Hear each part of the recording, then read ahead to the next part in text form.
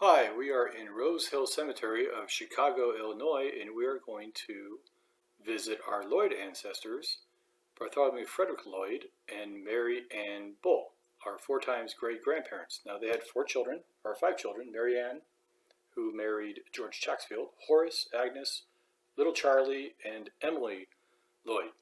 Now, Bartholomew and Mary Ann Lloyd were married here at St. Mary's Church in Lambeth, Surrey, England in 1833.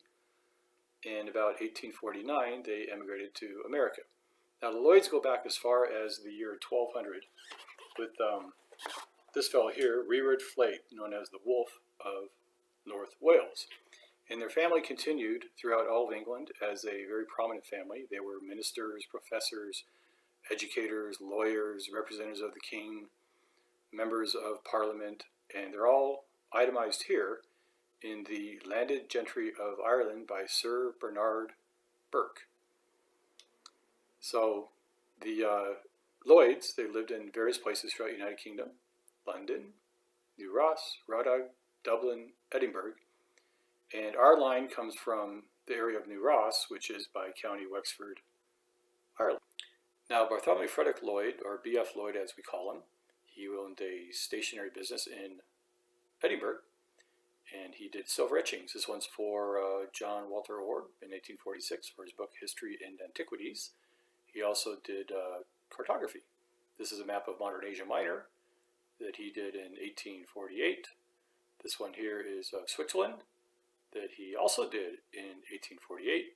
And this one here is a map of Palestine. This was published in 1850, probably after he left to Chicago. Speaking of Chicago, here we are at the Rosehill Cemetery at the Lloyd family plot. Now, in Chicago, they lived in the 3rd Ward of Chicago. This is the 1850 census. We have B.F. Lloyd and Mary Ann Lloyd, our four times great-grandparents, their son Horace, daughter Mary Ann, who married George Chacksfield to become our 3 times great-grandparents, Agnes and Emma. And in the front of the monument, we have Mary Ann Lloyd. We have her son Horace. Now, Mary Ann, we'll talk about her later, but this is her headstone. In 1852, her husband went to California to search for gold, and she hadn't heard from him for a long time. And about 8 years later, she married a guy named Mr. Prescott. Now, Mary Ann operated a very successful millinery business making hats in Chicago.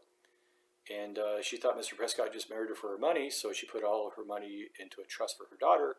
Mr. Prescott got mad, they had a big fight, and Mr. Prescott ran away. We never heard from him again. So that's that story. Here's Horace. His headstone's fallen down. He was born in 1838 in England, and he died here in Chicago in 1885. And here's his obituary. He was a carpenter and died of lung problems, probably from the dust. On the other side of the monument, we have Agnes, their daughter, and we have little Charlie, and they also had a daughter, Emily Lloyd, who married Mr. Hopkins, who's not on this monument. Now, Aggie, or Agnes, she married Mr. Johnson. She was born in 1840 and died in 1864 here. And we have little Charlie, who was born in 1840 in England and died in 1846 in Chicago. They're all buried here. So let's take a side step and we'll talk about B.F. Lloyd, our 4 times great-grandfather, and also the other members of the Lloyd family. Hi, we're in Rosehill Cemetery of Chicago, Illinois, and we're visiting our 4 times great-grandparents, the Lloyds. This here is the Lloyd Monument, and it's specifically dedicated to our 4 times great-grandmother, Mary Ann Lloyd. And she was born Mary Ann Bull on April 10th, 1810 in England, and she died here in Chicago June 8, 1884. Now, we don't know a lot about Mary Ann, but she married a guy named Bartholomew Frederick Lloyd. We call him B.F. Lloyd. And they had 5 children. They had their daughter, Mary Ann Lloyd Jr., who married George Chacksfield. They had a son, Horace, and a daughter, Agnes, another son, Charlie, and a daughter, Emily. So let's take a look at her husband, B.F. Lloyd.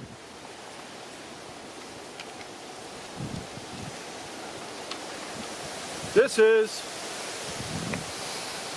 our 4 times great-grandfather, Bartholomew Frederick Lloyd. Now, he was born in Ireland, maybe Scotland, but he was born April 10, 1810, and he died here in Chicago, June 8, 1887. Now, the Lloyd name and his relatives, his fathers, his brothers, they're part of the landed gentry of Ireland. So it's a very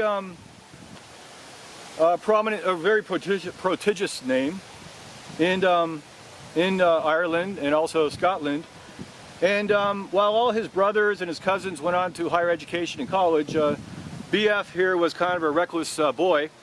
So his father put him in the British Naval Service. And so he's to get a little discipline in his life. So he served as a purser on ships that came out to the Bahamas and the Caribbeans. And during that time, he acted as a cartographer and he learned how to draw maps. So after his service, he retired in a stationery shop to basically work on etchings and map carvings. So he married his wife Mary, and they had their children. And the Depression came in England about 1848. His business went out of business, and he sailed to Chicago, sailed to America about 1849. So arriving in America, he opened up another shop in Chicago, and in 1852 he got gold rush fever. So he and his son Horace, they jumped on a train, or wagon train perhaps, and they headed out to California. So on the way in Wyoming, right outside Fort Laramie, BF and his son got in a big fight, and Horace ran from the train, and his father threw a sword at him, a sword that he actually was given at his retirement from the naval service. So he threw a sword at his son Horace, and his son Horace ran away, and somehow he found his way back to Chicago. But BF continued on to California. So in California, he didn't strike it rich. There was no gold for him. However, in 1851, the gold rush in Australia started, so he got eager. He hopped on a boat in 1852 and headed to Sydney, Australia. So he arrived in Sydney, started writing for the Sydney Morning Herald, and he kind of got lonely, so he got remarried. And he married a lady named Rosa Lavina Montgomery Woods. And they had 6 children. The last one died as an infant.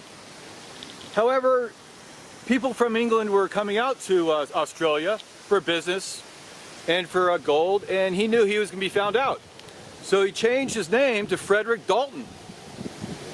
And so he still had gold fever, and he headed out to the gold fields way in the outbacks of Australia. And he started writing and finding gold camps, and actually he's a very good geologist, and he started to find areas where there was gold. And through the next 30 years, he grew from where he was, and he grew into one of the former magnates of the gold industry in Australia. He got very rich. And in fact, he's credited for almost discovering or running the Glenfield mines in the backcountry of Australia. So he's very well celebrated. He dined with the prime ministers, and he dined with all the other magnates of Australia, and he was having quite a good time.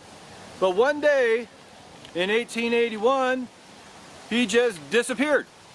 As fast as he showed up in Australia, he disappeared. He went to the bank, he took out some money, and no one in Australia ever saw him again. So what happened to BF, or Frederick Dalton? Well, somehow he found his way back home, up to Scotland, almost on the same location he married his first wife, Mary Ann, and so somehow he got the wherewithal that his son Horace was still alive in Chicago.